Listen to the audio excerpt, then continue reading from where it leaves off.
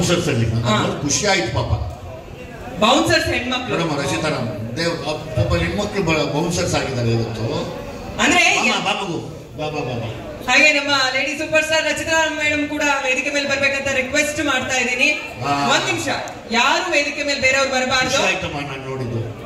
ಯಾಕಂದ್ರೆ first time bouncers ಪಾಪ ಎಲ್ಲ ಕಷ್ಟಪಟ್ಟು ಬರ್ತಾರೆ ಜೀವನ ಮಾಡಕ್ಕೆ, ಅದ್ರಲ್ಲಿ ಹೆಣ್ಮಕ್ಳು ಬೌನ್ಸರ್ಸ್ ಬಂದಿದ್ದಾರೆ ನೋಡಪ್ಪ. ನನ್ಗೆ ಸಖತ್ ಖುಷಿ ಆಯ್ತು.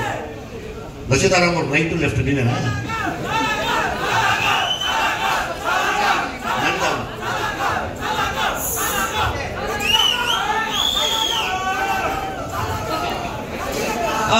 ನಿಮಗೂ ಕೂಡ ಈ ಕಾರ್ಯಕ್ರಮದಲ್ಲಿ ಹರ್ಷಿತಾ ಕನ್ನಡ ಶುಭಾಶಯಗಳು ಹೇಳ್ತಾ, ನೀವು ಈ ಸ್ಥಾನದಲ್ಲಿ ಬಂದಿದ್ರೆ ತುಂಬಾ ಖುಷಿ ಆಯ್ತು. ಎಲ್ಲ ಕ್ಷೇತ್ರದಲ್ಲಿ ಹೆಣ್ಮಕ್ಳಿಗೆ ಮುಂದೆ ಬರಬೇಕು, ಖುಷಿ ಆಗತ್ತಮ್ಮ. ಇದೇನಪ್ಪ, ಓಕೆ, 1 ಗಂಟೆಗೆ ಇಲ್ಲೇ ಬೇರೆ ಸಿನಿಮಾ ಶೋ ಇದೆ. Thank you madam, thank you.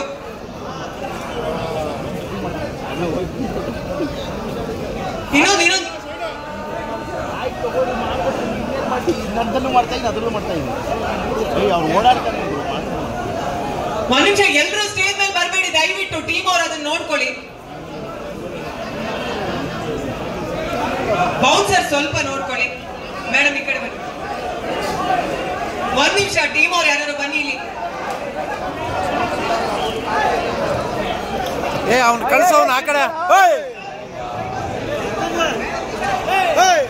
ತಲೆ ಮೇಲೆ ನೋಡಿ ಅವನಿಗೆ. ಒಂಚೂರು ಸರ್ ದಯವಿಟ್ಟು.